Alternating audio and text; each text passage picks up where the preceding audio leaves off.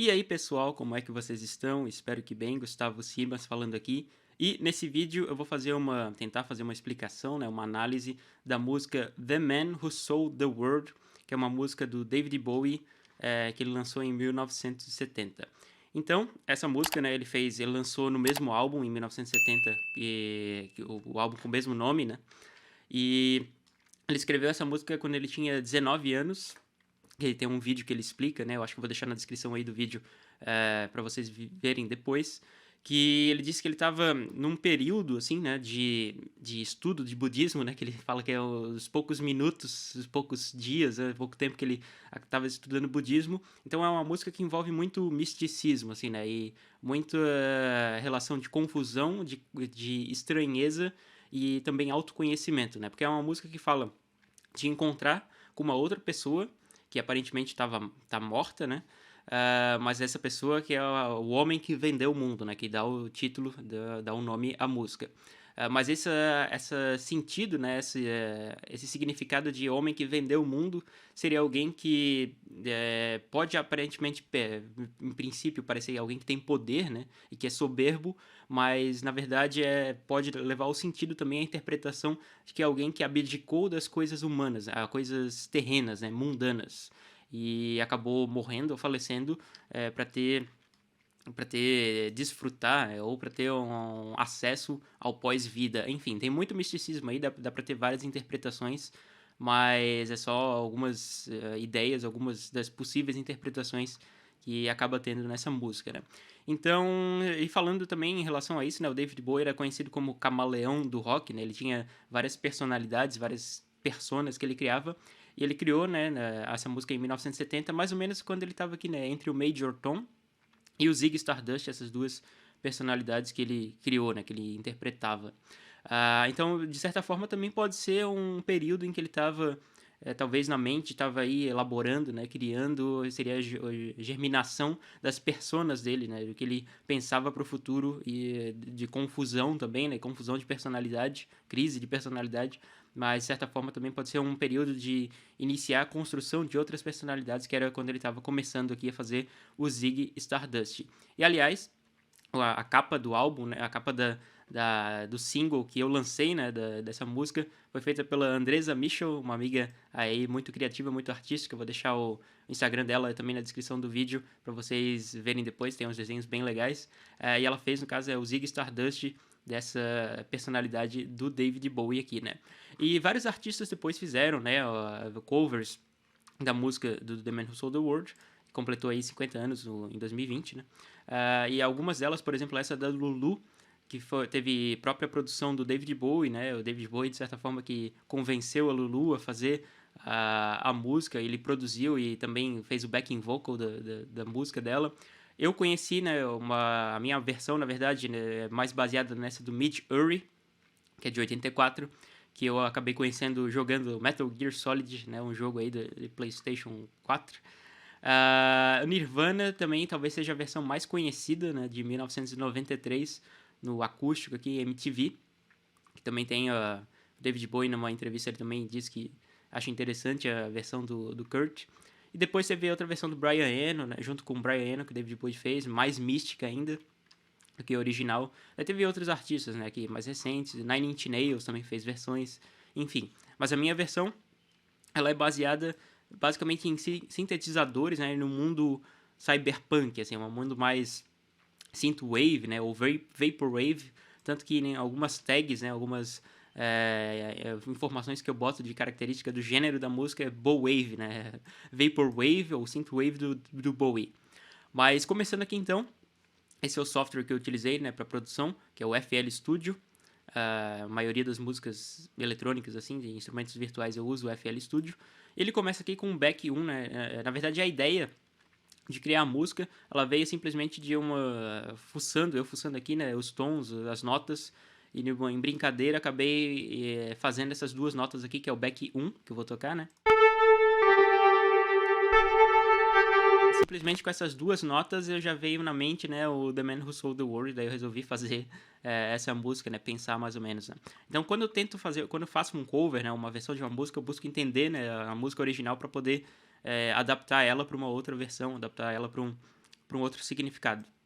E aí com isso, né, eu utilizo esses back 1s aqui, né, basicamente é só sintetizadores a música toda aqui na minha versão, que eu utilizo o instrumento virtual, esse Flex aqui, que dá para alterar várias características, né, aqui no software. Mas utilizando o Flex e sintetizadores, né, eu fui substituir toda a parte de percussão, é a parte que tem lá a bateria, né, que tem outros instrumentos de percussão, por sintetizadores, né? Então eu fui fazendo aqui back 1, 2 e 3 seria, né, para iniciando a música e acrescentando, né, camadas.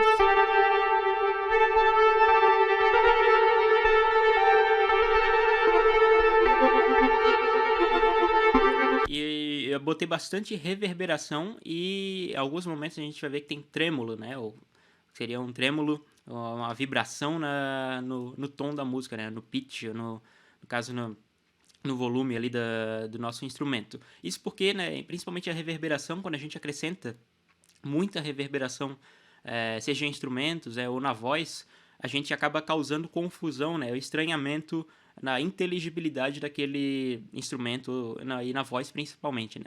Então, para intensificar essa ideia, né, já que eu não vou ter uma versão instrumental, não tem vocais, né, então não tem o significado da letra, eu tenho que converter isso para instrumentos e efeitos que eu vou utilizar. Então, adicionando a reverberação na música, né, eu intensifico esse sentido de estranhamento, de confusão que tem, né, esse misticismo na música. Né. E aqui depois dos backs a gente tem o verso 1, né, que daí começa de fato a música, e eu utilizo essas automações aqui embaixo, né, esse filter cutoff, que eu consigo regular, né, consigo aumentar, abaixar, enfim, que seria mais ou menos alterar o timbre, né, alterar a clareza do som, que no caso começa abafado, mas depois ele fica mais claro e daí tem um impacto inicial, que é o início da música aqui no Bass 1, e nesse Pattern 27 também, que eu acabei não botando nome, mas é o início da base, né.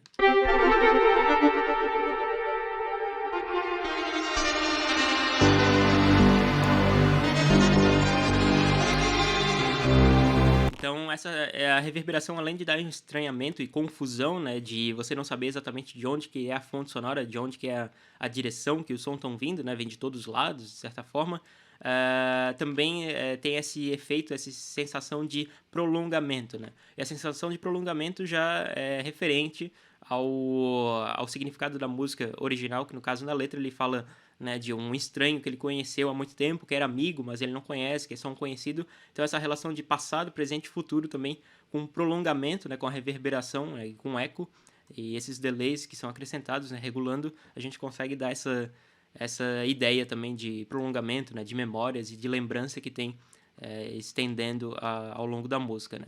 Então aqui, né, só para mostrar para vocês, o verse 1 isolado é a parte vocal, né.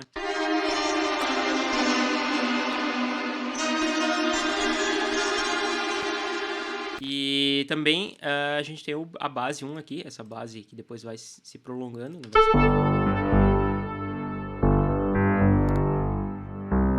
então ela é uma base um pouco mais grave, assim, né, que tem um tom mais sombrio, né, e é justamente essa ideia de dar na música um pouco mais tom sombrio, futurístico, né.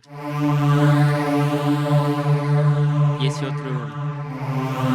esse outro pattern aqui, ele não tem tanta, não tem tanta relação, mas ele segue mais ou menos o caminho para dar essa sustentação, né, à música.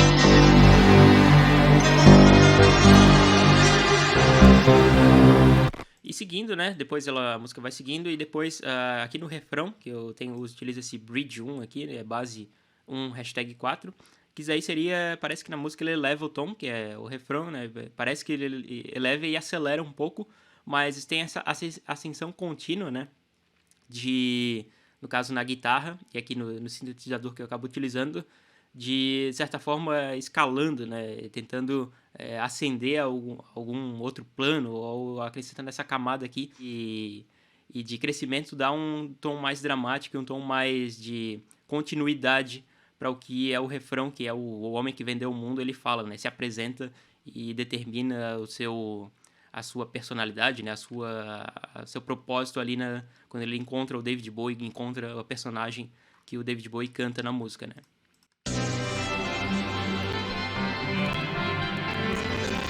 E ele trava, de certa forma, no FL Studio, porque gravando e ao mesmo tempo reproduzindo no FL Studio, consome muita memória, mas vocês podem ouvir isso na música original e deixar só aqui, né, esse acréscimo que é o Bridge One.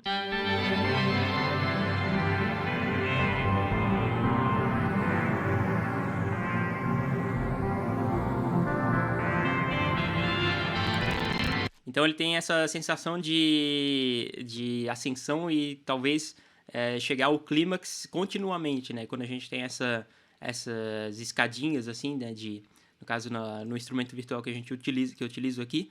Então tá dando essa continuidade no sentido de deixar um clímax, né? Na próprio refrão.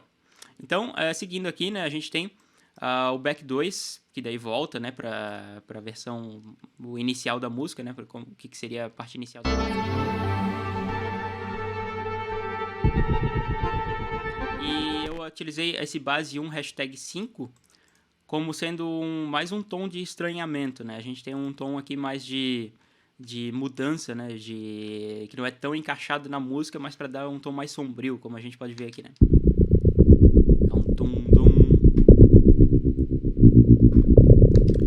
E junto com todos os outros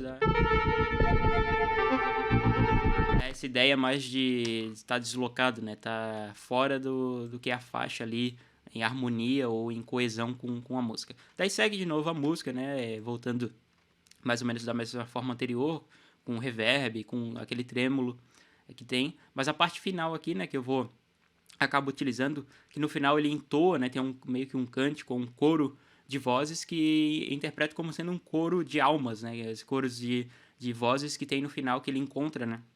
Outras pessoas, outras figuras que são incertas, que não sabe muito bem quem são, mas que entoam como se fosse, né, uma entoação de um coro de almas, né? Que a gente pode ver aqui. E na parte final também, né? Eu acabo, não só nessa música, mas em várias outras músicas, deixando bastante camadas, assim, né? Em conjunto, já para se encaminhar para a parte final, que vai aliviando e vai minimizando, né?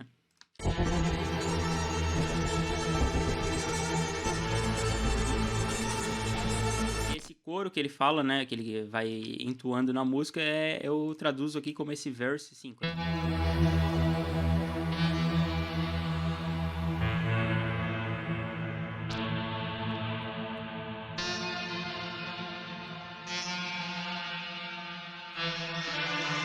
Então isso aí vai se prolongando ao longo da parte final, né, com todas essas camadas aqui em conjunto, para dar ainda mais confusão, ainda mais estranhamento, né? Aqui se eu tocar vai travar.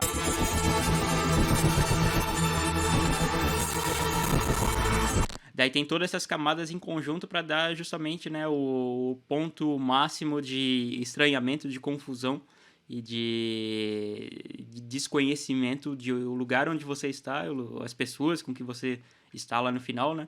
Mas aí depois vai aliviando, né? Vai deixando esse tom aqui mais leve, que é uma outra prática que eu acabo utilizando em várias músicas também aí, de deixando, né, só esse... assim como no começo eu vou adicionando camadas, aqui ao longo do final eu vou retirando para deixar só o básico, né? O que seria só a essência, né?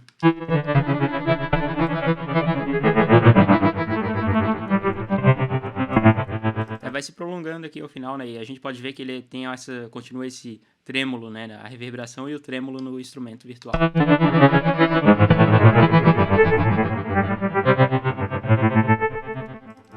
E basicamente essa é a ideia principal, né? Esse é o core, a essência que eu captei da música. Claro que pode ter várias interpretações, né? Mas uma outra curiosidade também, né? Que essa música eu lancei no dia 10 de janeiro de 2021. E foi o dia que completou 5 anos da morte do David Bowie, né? Ele morreu em 2016. Ele fazia aniversário dia 8 de janeiro. 2 dias depois, né, de 2016, lá dia 10 de janeiro de 2016, ele faleceu. E parecia, né, ele lançou o álbum Black Star, foi o último álbum dele, parecia que era uma despedida também, que ele já sabia que ia falecer, né? Mas enfim, essa é a ideia, né? Espero que tenham gostado. Se gostaram, deixem um like no vídeo, se inscrevam no canal que tem conteúdo semelhante. Qualquer dúvida, sugestão ou ideia mais, referência, é só deixar nos comentários aí para compartilhar com o pessoal. Até a próxima. Valeu!